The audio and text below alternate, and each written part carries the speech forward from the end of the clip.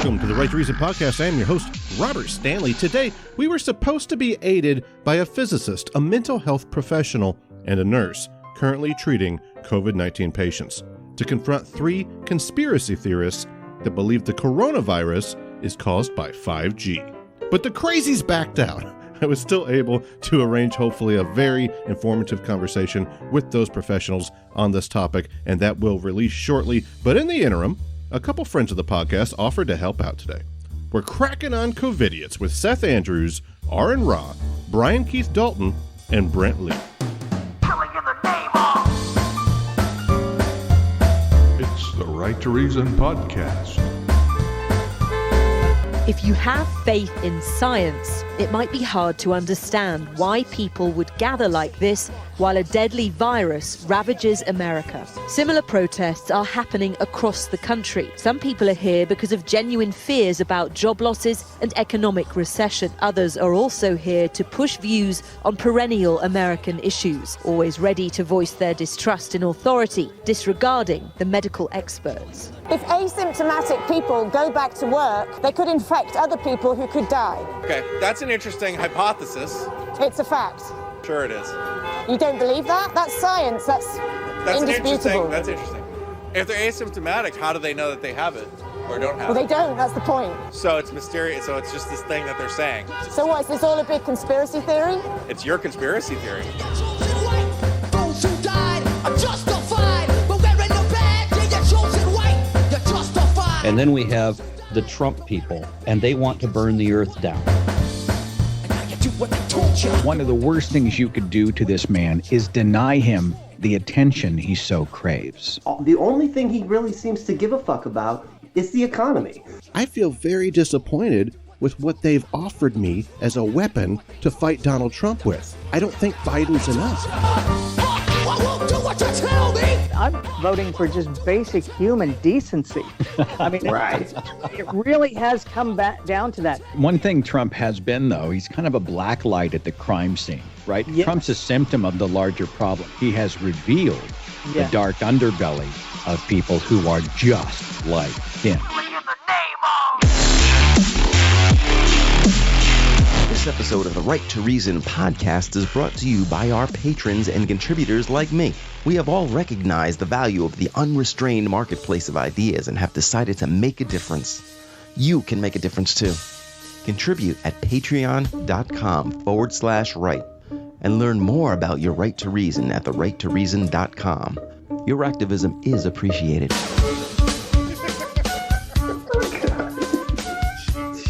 All right. Here we go. And today we're talking to Aron Ra, Seth Andrews, Keith Dalton, and Brent Lee. You can find Aron Ra on YouTube, The Thinking Atheist on YouTube, The Way of the Mr., clever title, and Mr. Deity, that's on YouTube, and a new one, The Happy Debating Atheist, that's Brent Lee's live YouTube page. You can also find him on SoundCloud on Unapologetics. Guys, thanks so much for coming. Thank you. Good to be here. Happy to be here.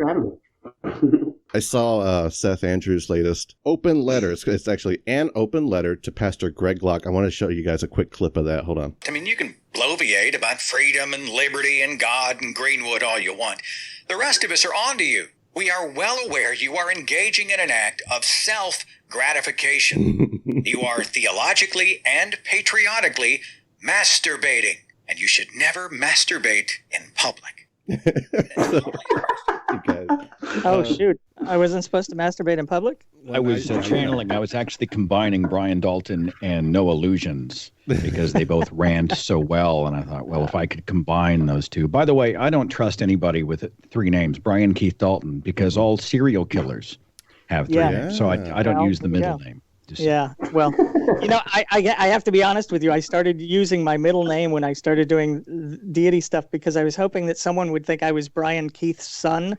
And because of the nepotism in Hollywood, someone would give me a break, but it didn't work. Well, as far as the video clip goes, honestly, I mean, I'm as easygoing as anybody is. Really, I've come to this point. Do you guys feel this? I'm just done. Like it's been half a decade of this insanity with the Trump era thing, including the campaign and all the MAGA types and all these You know, the people who are just putting other people in danger under this sort of freedom and liberty narrative. And I just hit this wall and opened up the mic and then turned on the camera and kind of went for it. And people have responded. I haven't heard from Pastor Greg Locke yet. I fully expect he'll post some kind of video condemnation. I'm sure I'll hear from his followers. I'm not sure exactly how big his following is, but there are a lot of people out there like him, and that's mildly terrifying. That's for sure. Yeah. It's hard to be patient with any of these people anymore because it's such an act of willful ignorance on their part to just constantly bury their heads in the sand and to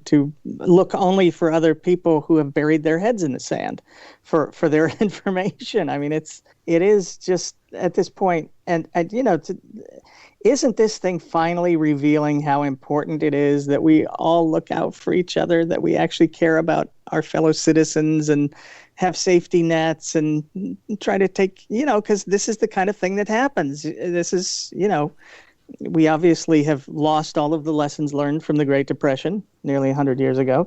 And, we're back at it now. And it's just, it is exhausting. You're right, Seth. I'm releasing a book in the next 6 weeks. It's called Confessions of a Former Fox News Christian. Yeah. And we get into the right, the hard right, these people who are constantly bloviating about the fact that their religious freedom and liberty is being persecuted and they're under attack as they enjoy more latitude than any other demographic in the United States of America. And I'm just sick of it. Right. It's a war on Christmas. It's a war on my faith. It's a war on me personally. My God, my omnipotent God needs me to go and defend him. I'm sorry. Your God's invincible and he requires your advocacy. That makes no sense. I mean, on every level, this house of cards just crumbles, and I'm just done. I'm just done. Let's just imagine that somebody needs defense, right? And they call on Pee Wee Herman to do that, right? I mean, you need somebody to stand up in a fight for you, and this is your champion. Well, now think about the champions that God has chosen. These would imply a great deal of weakness indeed. I can't get the image of Pee Wee Herman with I can't now. It's embedded for what has been heard cannot be unheard. Thanks, Aron. The big deal for me about all of this is that there's no concern for truth. I mean, and what I mean by that is that when people see that there's something wrong, I'm embarrassed if I say something wrong. If I state a fact and there's sort of if my number is incorrect, right? If I rounded up when I should have rounded down, and that's the degree of my error, I catch hell from my own side. And even if I hadn't caught hell, if I noticed it and nobody else had, I'd be embarrassed about it, and I'd still be striving to correct that. But the people that we're talking to absolutely have no interest in saying the truth or not. Look at Trump. He doesn't care that anything he says is a complete lie. It doesn't matter. He doesn't even understand that there's a moral issue with that. And when I bring up with the Christians, I'm like, when they just say these things that we know are grossly not true and it's demonstrably not true, I can't get them to correct anything. They'll never concede any point. They'll never say that there's any error. There's always some kind of way to rationalize or justify any mistake so that they don't. And the worst excuse that I've ever gotten from them, and I've gotten it a lot, is when they say, well, what's wrong with lying? No, well, a lot of what I get is they're just in a defensive posture. They don't think it's a lie. They've just cleverly moved the boxes around. It's not your evidence will bounce off of them. The one that gets me is when you see people like Pastor Locke, who's very much a bigot against gay people, et cetera, et cetera. I'm getting a lot of, well, he's not a true Christian.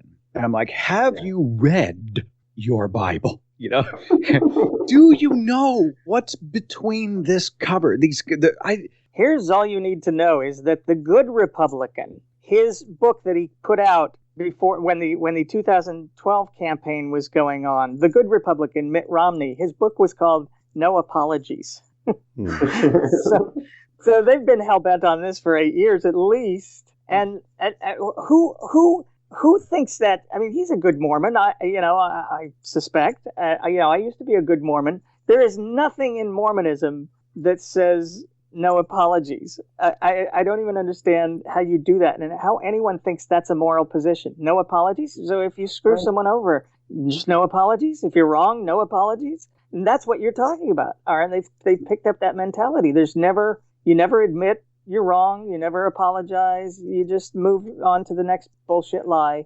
One thing that I've only been an atheist for about 3.5 years now, and I started podcasting as soon as I became an atheist because podcasting was so influential for me. Mm-hmm. But one of the things was when I was a Christian and a Republican and everything, I remember actively not looking things up, like on purpose. Mm-hmm. Like when people would say, no, that's not true, I would type in like the buzzwords of the article or whatever, and I would skip like 7 articles before I got to the headline that I wanted. You know what I mean? And that was just the way I did it, and I think that's how they kind of function as far as the information intake goes. You know what I mean? Right.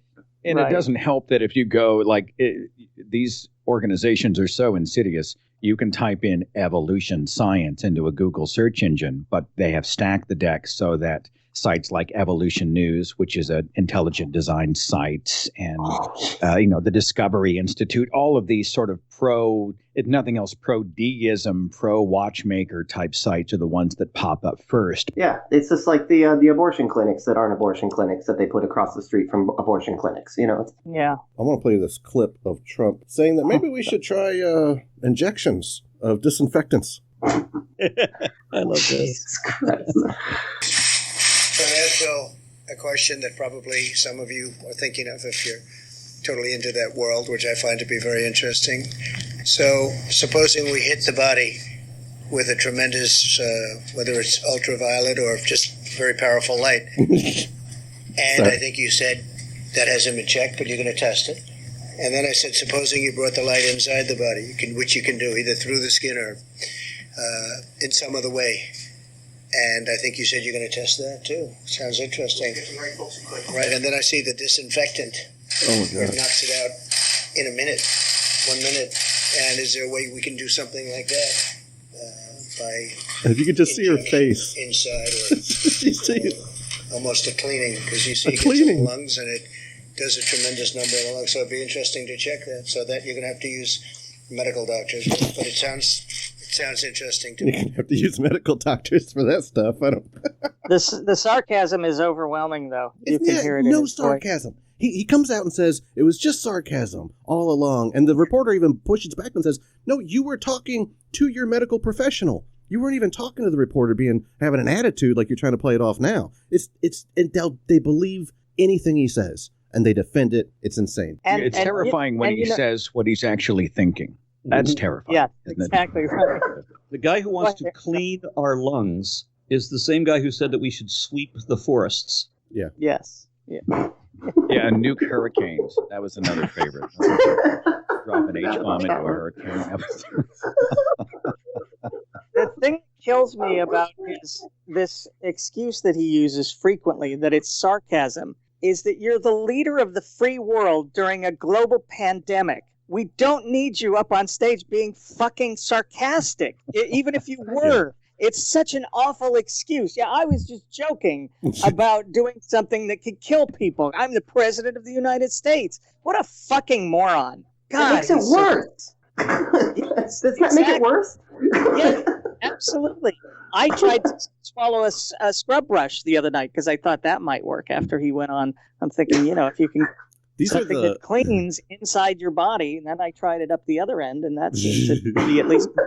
They're like, well, he didn't say it. Well, if he did say it, he didn't mean it. Well, if he did mean it, he meant something else. Or if he meant something else, or if he was wrong, well, but Hillary. I mean, there is a deaf ears culture that really does. I mean, he could genuinely go out on Fifth Avenue, as he said, and shoot someone, and he would still have their support. Stephen Hassan, cult expert, has a beautiful book out called The Cult of Trump that talks about this sort of gravitation toward authoritarianism. He is sort of their savior. He certainly, whether they like him or not, they've excused themselves into believing that, well, he's an asshole, but he's the asshole America needs. I keep saying to them, you know what? If he is us, if Donald Trump is us, then shame on us. Mm-hmm. The other thing that just kills me is that no matter how stupid he gets, there's someone to defend him. I mean, I keep thinking at some point people are going to go, oh, all right, okay, I see your point. He is a fucking ignoramus. But No one ever on that side. I mean, people I support, if they say something stupid, I go, yeah, well, that was kind of stupid. I don't necessarily write them off. I'm not part of the cancel culture in that way on most things, but unless you're pure evil. But, there's always someone there who's going to defend him or support the stupidest freaking things in the world. And I guess that goes back to the part of the there's no truth on that side anymore. They just don't care about it. Dude, it's like that George Carlin quote, the famous quote. He says, think of how stupid the average person is and then realize that half of them are stupider than that. Yeah, it's just such a good line. Right. So I watched 2 days worth of interviews with Trump supporters, and it's bewildering, the excuses that they'll make up. And then when you show them to their face that what they just said is completely wrong, they say, I don't care. It doesn't matter. Yeah, frustrating. I've started doing this new show. I think I'm up to 6 weeks of it now, called Pandemic, where I just kind of take what's going on, mostly looking at the religious and how they're dealing with this. But last one I did a article about Prager. Prager wrote an article last week saying, did the lockdown work? And in the lockdown, he goes after, just the idea of experts. He calls them the new prophets and priests of secular religion. And so I actually went back and looked through his earlier articles, and you can find, and I called them out. I put them right up there on the screen. All the stupid things he said in the last, since March 2nd was when he really started writing about this a lot. And he just wrong at every turn. He says on March 17th, he says there's no longer an exponential growth in America. I think we had at that time we had 6,000 cases and 121 deaths. And these are the prophets and the priests of actual religion giving this their incredible prognostications, like, it was 15 cases and it's going to be down to 0 soon. And then they have the gumption and the chutzpah to come out and say, you're experts. We're listening to your experts, really? Well, yeah, I'll take them over your. And the thing is, people can go look that up. They can just go look it up, but they, like you said, they don't care. What you said. You're looking at only the links that will confirm your bias. There's it's just a horrible famous line by a right-wing radio host and recent Medal of Freedom winner, Rush Limbaugh.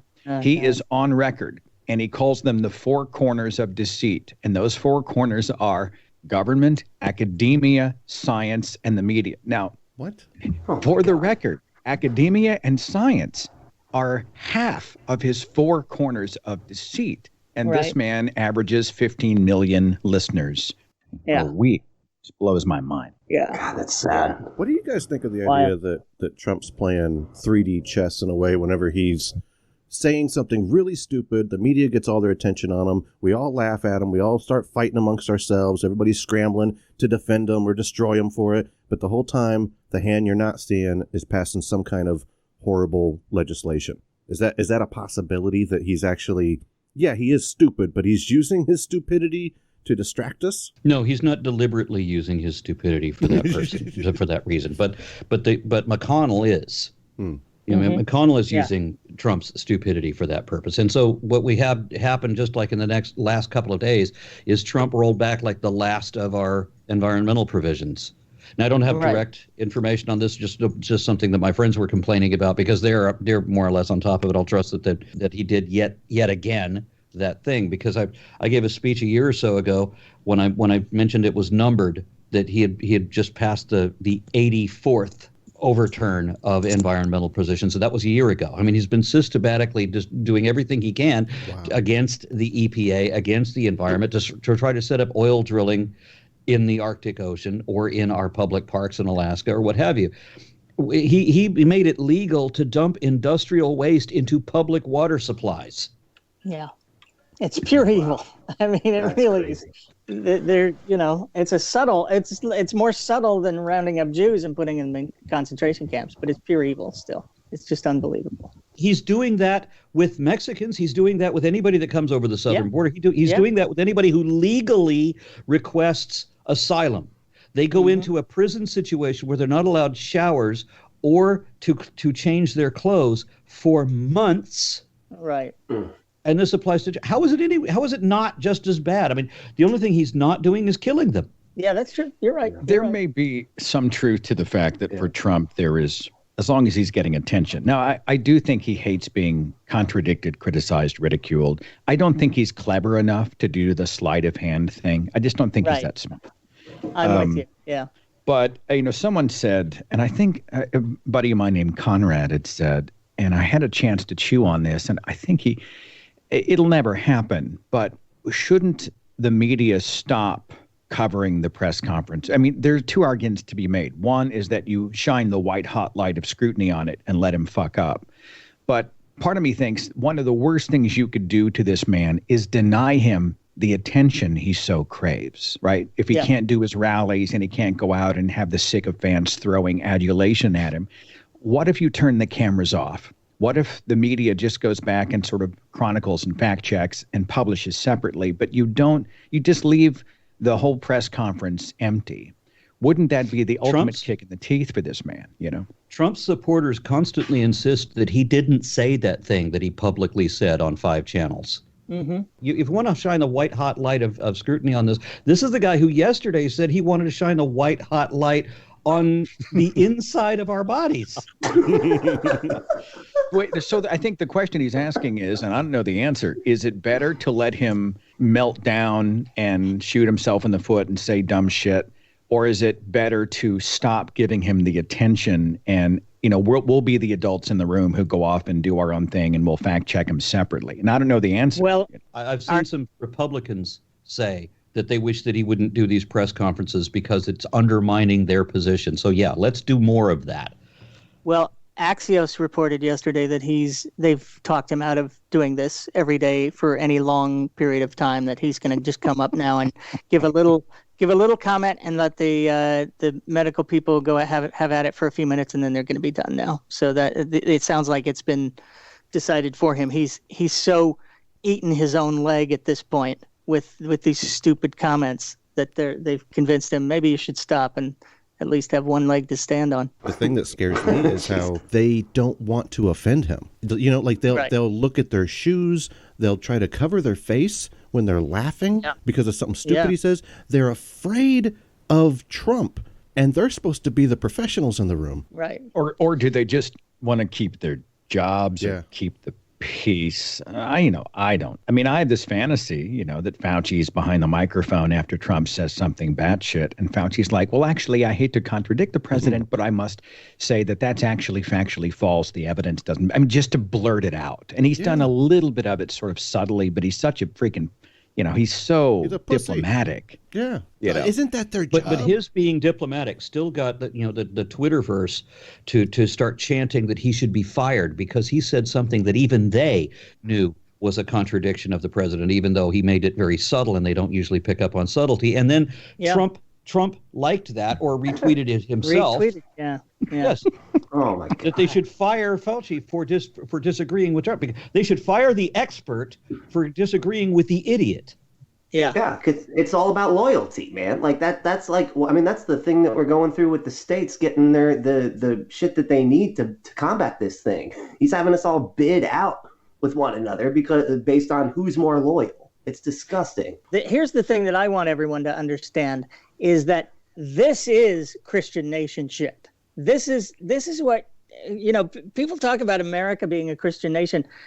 Christian nations are authoritarian. They always were. They always have been. The foundation of government biblically is not democratic. It's not pluralistic. It's not any of the values that we cherish here. It is authoritarian. You have a king, and he answers to God directly, or God's prophet, or whatever.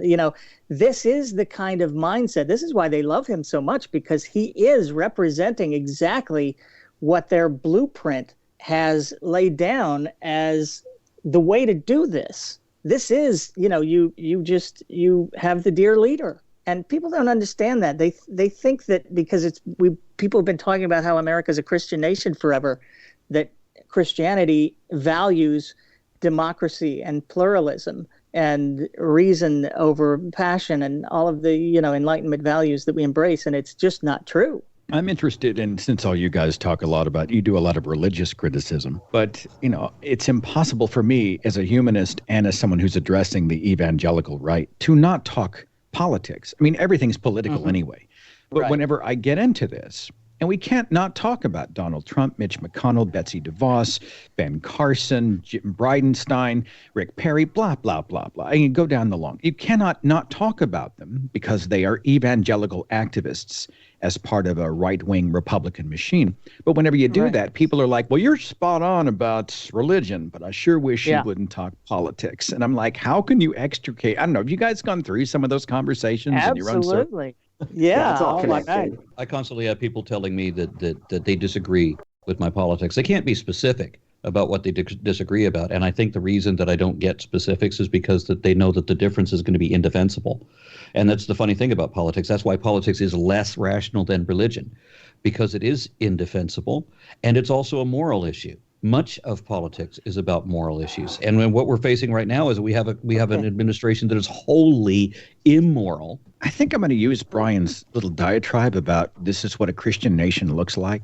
I mean, he said it perfectly. I think that's my ringtone. Like, I'm going to go grab that and stick it on my show or something. Well, good. Right? Good. I like it. I was just thinking about it. I was like, it's perfect. I mean, it's absolutely, they talk about democracy and they talk about all these acceptance and pluralism and all those times. And the truth is that the Christian nation itself has to be authoritarian. It has to be anti-human rights. God is the ultimate authoritarian. I mean, when you think about it, he is, as Christopher Hitchens put it, he's the celestial Kim Jong-un. So we've clarified that we can't count on the people to see him for what he is. They'll run out and protest. We can't count on the media being strong enough to stop him. At this point, the only thing we can count on is our vote. And do you guys feel like he's rigging that? He's rigging that too. He's trying at every turn. But it's not just him. I don't know where you guys fall on this, but I feel very disappointed with what they've offered me as a weapon to fight Donald Trump with. I don't think Biden's enough. Yeah, don't even get me started on that. Yeah, I gotta agree there. Yeah, it's garbage. Well, at this point, though, I mean, we are at the point where when your ship has gone down, and there's even the slightest semblance of a piece of wood or the last part of a life raft or something, you grab on, and that's literally where we're at. We're about to go under. I'm not crazy about him either. I mean, he was not my pick, but anyone, it's the dog catcher or my next door neighbor or Charles Potato. Yeah, but my vote for Biden is a vote for the next justice of the Supreme Court, the next Secretary of Education, the next lower court appointee, the next Secretary of Energy, the next Agriculture Secretary, blah, blah, blah, down the line. I want the next Attorney General. That's what right now I'm at a point where I look at the two parties and platforms and I'm like, which one most aligns with my value system as a humanist? Which one is least likely to protect the Christian right, the evangelicals, the theocrat activists? Which one is more likely to be accepting of LGBT people and to protect women's rights, bodily autonomy? Which party will? And for me, that's a no-brainer. And I understand there are some protests. People don't like Biden. They are worried about some accusations against him. I'm not saying those are invalid, but there seems to be a binary thinking going on where they have just decided on a matter of principle that not participating is the right thing to do. That's what got us Trump last time. Yeah, I do not get.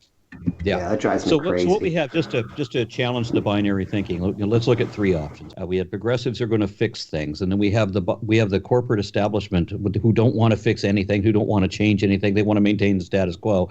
And then we have the Trump people, and they want to burn the earth down. And so what we need to do, they want to take everybody's rights away and become an authoritarian state. And while pretending that they want less government, that's the funny thing. While they're actually mandating what everything anybody does in their bedroom or within their own mind. That's what's actually happening. So given your three options, I will go for the guy who will stop taking people's rights away, who will stop destroying everything randomly. and deliberately, and stop trying to start wars, and stop trying to distance ourselves from our own allies. I'll go for the guy who's going to stop doing the damage. And then once the malignant cancer has been cut out of the system, then we can start looking at the difference between the establishment corporatists with their status quo and the people who want to fix things when we need things fixed. I think it's even a lower bar than that. I'm voting for just basic human decency. I mean, right. It really has come back down to that.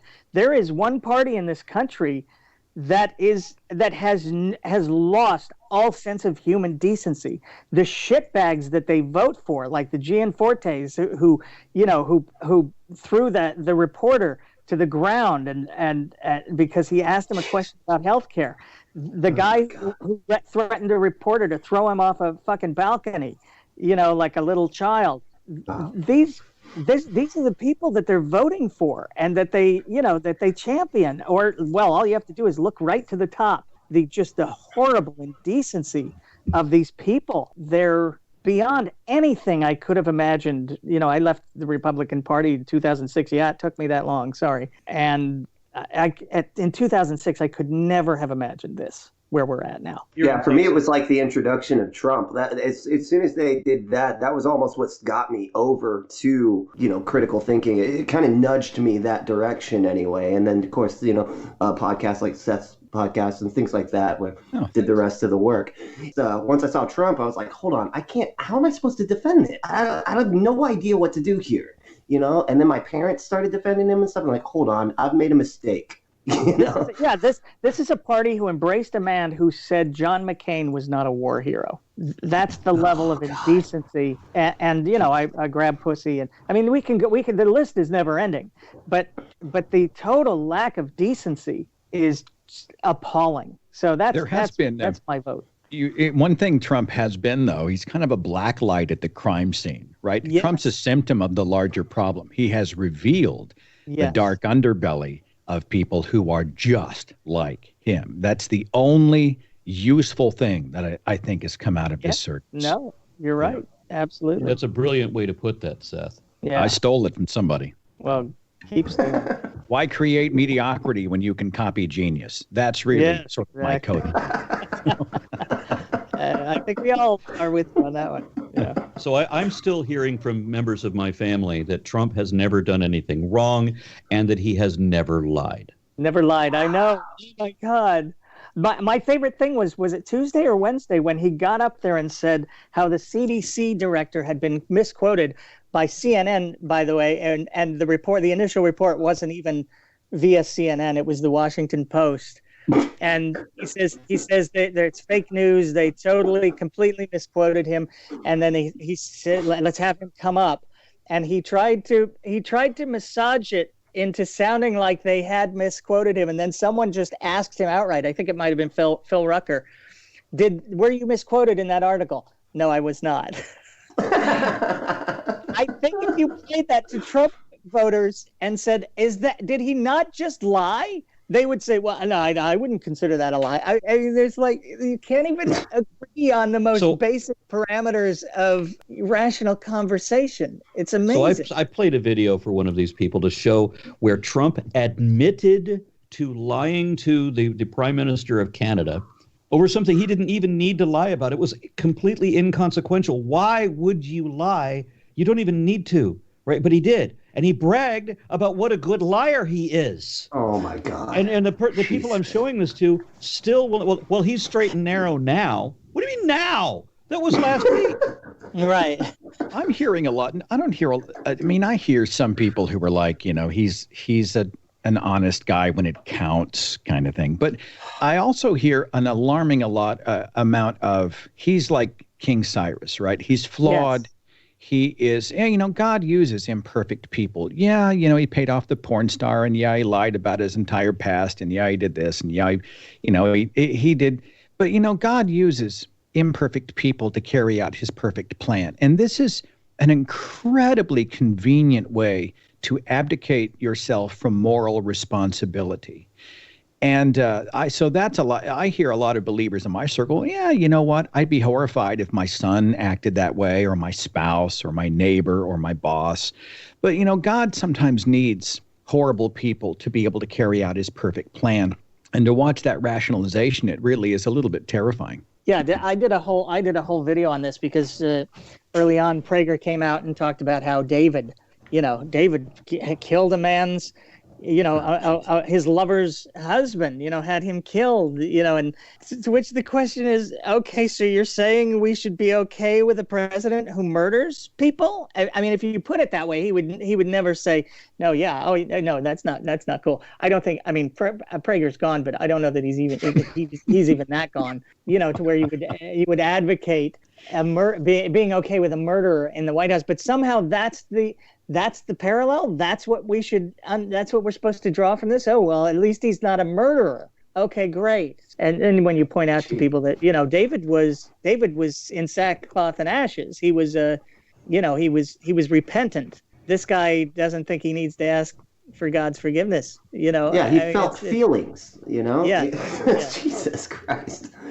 Wow. I asked somebody the other day, I was listening, it's funny. I'm not a fan of the royal family, but I looked at that video that was posted by the Queen, and I said it specifically this way. I said, listen closely, because what you are hearing is the language of leadership. I'm not saying the Queen's a leader, but she motivates, instructs, and inspires. Right. And you hear people who are like, we grieve together as a nation. This is a very difficult time. We must take the necessary steps. Let's stick together. We are America. We will come together and overcome, because that's what we do. To come together and literally inspire the nation to keep on, right? Keep on, carry on.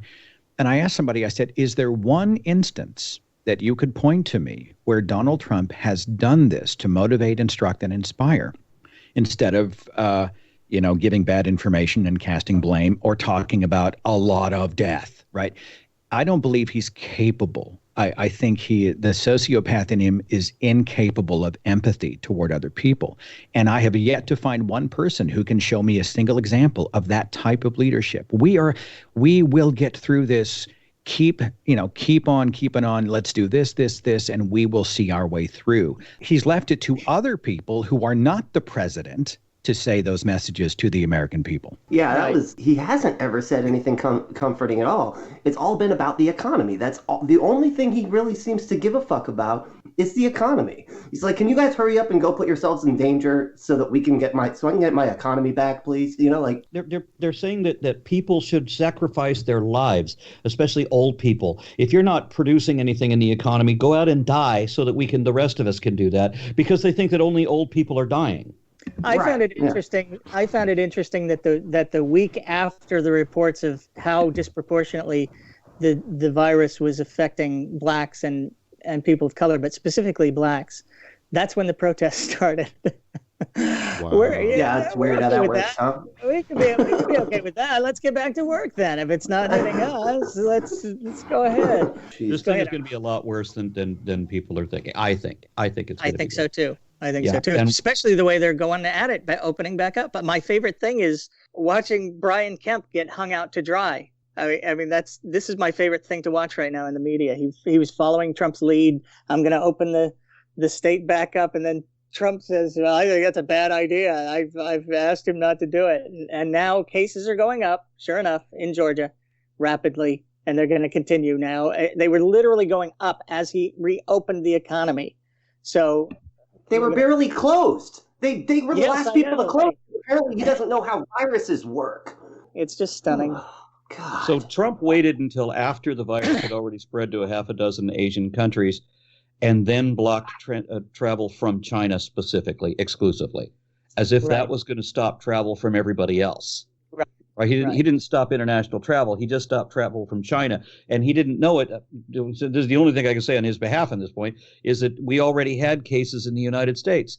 And so when he was bragging about let's shut down all international travel, it's already here.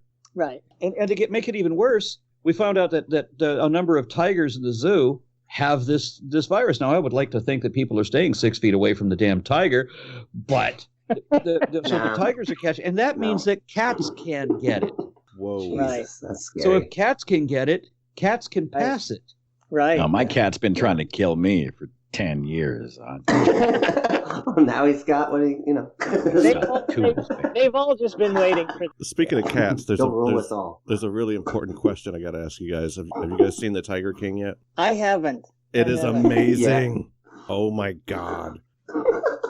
Seth, I know you've seen I saw the Tiger first King. episode. Everybody's talking about it. I have a hard time watching the animals in cages, but it was, it was car wreck fascinating, but I didn't continue past episode 1.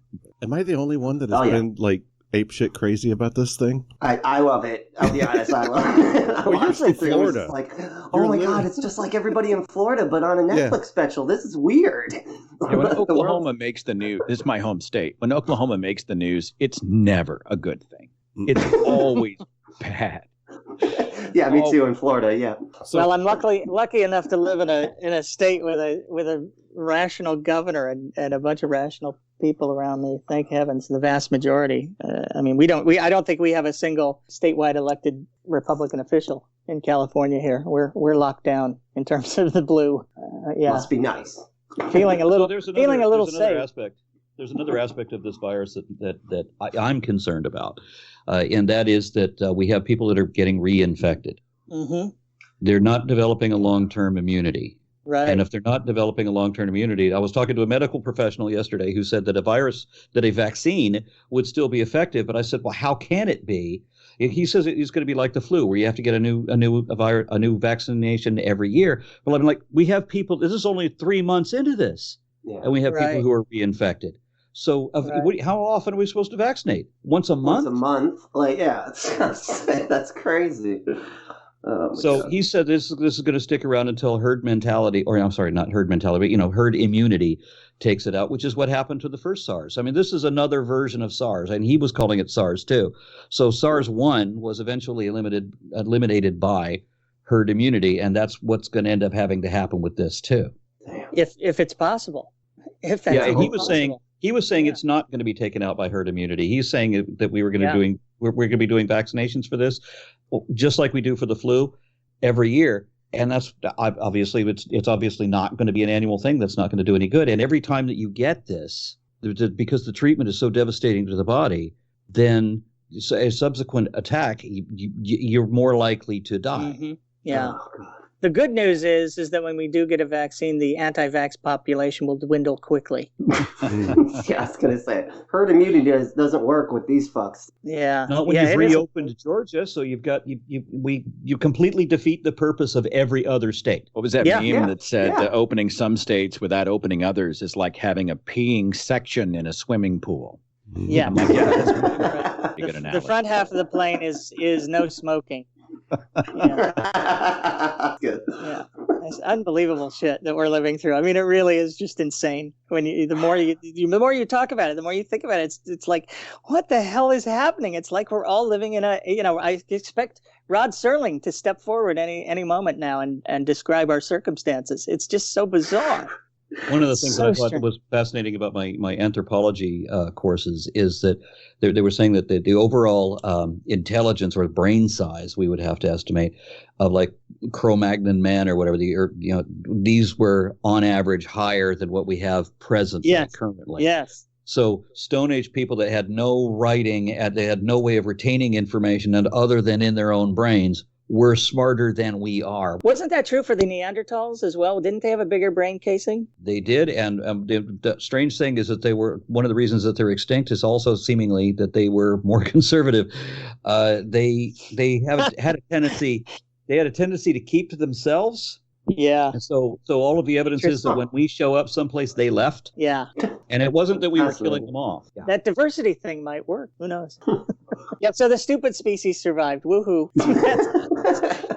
As Carl Sagan was describing, we become this nation that is completely dependent on technology, but nobody understands it anymore. Right. What really worries me about, you brought up the brain, Aron, is a virus, this kind of situation, is exactly what activates the amygdala, the part of the brain that whenever it's larger and more active, you tend to vote more conservatively. And everybody's saying, look how bad Trump is handling this thing. This is going to be a chance for Biden. And I'm sitting back looking at this going, no, This is not how emotional people react. They react based on what their brain tells them to do when they're scared, when they're nervous, when they're feeling disgust, when they're feeling fear, the xenophobia, the racism, the tribalism. All these things are getting worked up, and they're going to go to the one guy that doesn't call it the coronavirus. He calls it the China virus, because now we've got an enemy.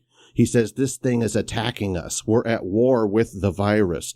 Those kinds of trigger words signal to everybody with an enlarged amygdala. Every right-wing Christian Bible-thumping person you know is going to be going to the polls, and it's terrifying. Except the one thing that I will say is, I think the polls, I think, even suggest this, is that the longer this goes and the more inept he demonstrates he is in handling situations like this, it becomes the Trump virus. So unless someone's going to just pour a ton of disinfectant on him, it's going to continue. And I think it just gets worse. I think it just gets worse. And I do think, he's never had any kind of majority. People need to remember that he lost by, nearly 3 million votes. So he already didn't have the backing of the people. But I think as this continues to go on and people start to realize, oh crap, this guy is telling us to do things that are going to kill us. This is not the type of person that we need. I mean, maybe I'm being Pollyannish or overly optimistic, but I'm bewildered that anybody listens to this man and doesn't immediately see him as an incompetent crime boss. Yeah, that's what he is. Meme that said the first reporter that says, "What the fuck is he talking about?" should get a Pulitzer Prize. I just thought that was a great meme, by the way.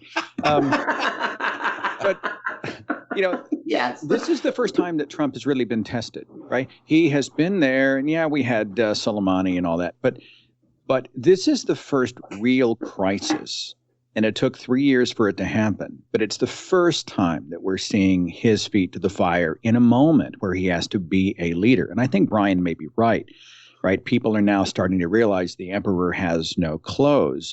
And even many in the Republican Party are becoming frustrated with him. Now, they may be too spineless to say it out loud, but part of me wonders if he continues to spin himself into oblivion. The more he talks, the more he says, the more he does, the more that actually stacks the deck against him. He's shooting himself in the foot every day. I don't know, but it's a possibility. We all got to start calling it the Trump virus. That's what we need. I like this. Yes. Brand it. He'd probably love it for the popularity. It's like, oh man, my virus. He probably would. You're right. Yeah, I want to mention somebody decided to call this this little collection of people talking today. They called it the Cup of Covfefe. Yeah. And I just want you to let you know, since we're talking about rebranding things, that somebody came up with a word or a definition for Covfefe that I particularly like. It's the Covidiots, the collection of Covidiots who protest their state halls because they want to come out of lockdown and spread the virus as quickly as possible. These collections of Covidiots are called a Covfefe. It's like when you love it. Oh my God, that's brilliant. I understand the frustration of people who are, and I'm not talking about the people who want to go down and get their nails done, which is a lot of the memes I'm seeing out there. You want to kill people so you can get your hair done. I'm seeing some of that, but I know people in my circle whose businesses are service-based, in-home, or they've built their own business from scratch, and they are on the bubble and losing everything, regardless of what government meager check comes in the mail. They are losing, and I don't want to be unsympathetic to those people. I get it. I understand that they may lose everything they've worked for, everything they've invested. I don't think we should minimize that. But I think that doesn't negate our responsibility to protect human life, which has to be the one ultimate deciding thing. No one thinks about this, but where are all the libertarians and the libertarian leanings conservatives who are telling people you don't have a right to a job? Did you not put enough money away to prepare yourself for something like this? I mean, the personal responsibility crowd, who wants everybody else to live under that harsh kind of, if bad Darwinian. luck. Yes, very much Darwinian bullshit. That no one's saying that now. Everyone sounds like a liberal in terms of what they want to give to the people and help everybody out. It's all of a sudden we're all Franklin Delano Roosevelt. It's just amazing. Even the people on the hard right. Guys, thank you so much for kind of just adding some sanity to this crazy time right now. I really appreciate. Wait, if we added sanity, you've got a problem. This is the best I could do. It's very troubling. Seth Andrews, Aron Ra, Brian, Keith Dalton, Brent Lee. Thank you guys so much. Great to be here. Thank you. Okay. All right, great talking with you guys. I love you all. Always. Bye, guys. Thank you to Brent, Brian, Aron, and Seth. Thank you to Dave Blair at DaveBlairMusic.com. Thank you to our patrons. You can support this broadcast at patreon.com/right and learn more at therighttoreason.com. The episode with the experts on the coronavirus is approaching soon, but next week we'll be hearing from a man that was touched by aliens and believes they are eating our children. He will be rebutted by skeptic Brett, and it gets pretty crazy. Between now and then, remember that you have the right to reason. Thank you all so much. Seth Andrews, the Thinking Atheist, Aron Ra. Actually, I'm going to stop you. I'm host of, but the Thinking Atheist is not me. I did it. I did the thing. I did the thing. You always correct people. Yeah. I just want to make sure. I'm not. I ain't Hawking. I'm just the idiot who took 30 years to figure out that donkeys couldn't talk, right? So I'm the host of the Thinking Atheist. That's a better Only way. took me 27. I'm proud. All right. Thank you much, Seth Andrews, the smartest atheist, and no, whatever. All right, last one. All right. Fuck you, Robert. Yeah, what the fuck, man? Like, I'm right here. Like, yeah. We can hear you. I'm trying to do this should all be kept in the show. This is hysterical. This is funny. Oh, my God. All right. So somebody asked me about my perspective on the future and how things are going, and I said, well, I've kind of given up hope, and that's why I drink the good beer. Yeah. I'm still holding on. That's why I drink the cheap stuff. All right.